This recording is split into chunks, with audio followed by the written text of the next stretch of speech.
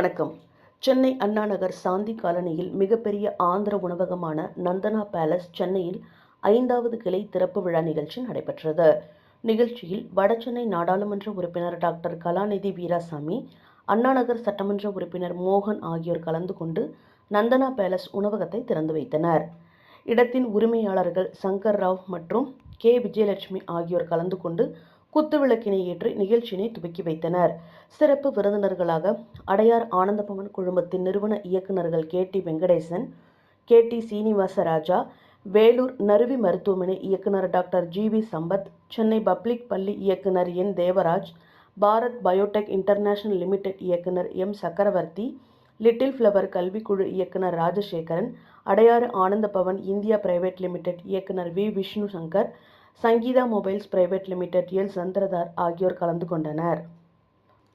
அதனைத் தொடர்ந்து உணவகத்தை பற்றி தலைவர் மற்றும் மேலாண் இயக்குநர் டாக்டர் ஆர். ரவிச்சந்திரன் கூறுகையில், தரம் சிறந்த துரித சேவை, நல்ல அனுபவங்களை கொண்ட இந்த நிறுவனம் தரமான சுவையான மக்களுக்கு வழங்குவதில் நந்தனா பேலஸ் எப்போதும் முன்னோடியாக செயல்படும்.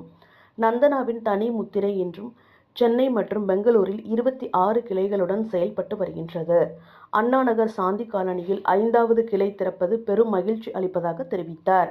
மேலும் உணவகத்தில் ஆந்திரா ஸ்டைல் ஹைதராபாத் பிரியாணி வகைகள், நந்தனா பேலஸின் சிறப்பு உணவு வகையான chicken Amaravathi dry, chicken Guntur dry, fish fry, mutton pepper dry மற்றும் சிக்கன் ஷுத்ரியா, chicken sholay kebab, bamboo chicken, carrot 65, காளான் நெய் 65, பேபிகார்ன், புதினா ட்ரை ஆகிய உணவு வகைகளை சிறப்பான முறையில் வழங்கப்படும் என்று தெரிவித்தார்.